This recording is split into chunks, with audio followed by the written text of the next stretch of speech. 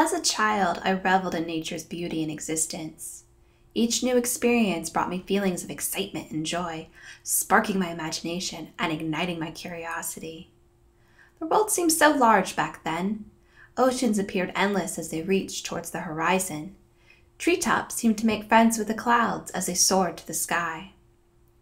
As I grew older and life became more complex, I thought less and less about the natural world around me. I glimpsed sunsets stuck in rush hour traffic and listened to the pitter-patter of rain when a storm knocked out the power. Forests and oceans became less appealing as they intertwined with urban development. With an overwhelming desire for adventure and to escape the masses, my boyfriend Jason and I drove to Big Bend National Park in southwest Texas one spring. Journeying through the mountainous deserts towards the remote park, I was shocked by the extent of the untamed land. I searched my mind, attempting to recall a time I had gazed upon an expanse of earth so untouched by human hands. Before me, the earth and sky unfolded, stretching for miles with little interruption. The closer we journeyed to the park, the more I started to feel isolated from the rest of the developed world. Fueled with feelings of excitement and curiosity, I felt like an explorer setting foot on untrodden land. On our first day in the park, Jason and I set out to hike the Grapevine Hills Trail, attempting to reach a site called Balanced Rock. When Jason and I first started on the trail, the path was wide and easy to identify.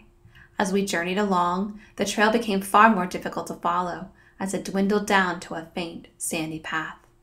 As we navigated around boulders, climbed over rocks, and tried to avoid cacti, I grew increasingly concerned that we were lost. Never before had I journeyed off a trail and into the wild unknown. We walked deeper into the valley, unaware that some time ago we had overlooked the sign pointing hikers towards the Balanced Rock. As we trekked through the valley, I searched for clues that would help us determine where to go. Looking back the way we came, I spotted people calmly sitting near the top of the valley.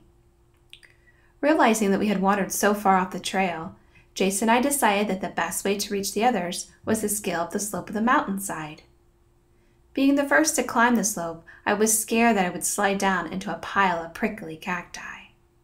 I slowly made my way up the mountain slope on all fours.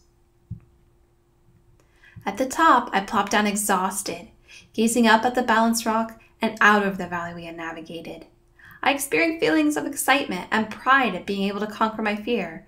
Getting lost tested my mettle and provided me with the realization that I can overcome and accomplish anything. Later in the day, as Jason and I sat at the top of the Santa Elena Canyon, we watched as the Rio Grande River snaked its way through the park. Gazing down at the tiny human figures below, I was struck by how insignificant we appear when surrounded by vast wilderness.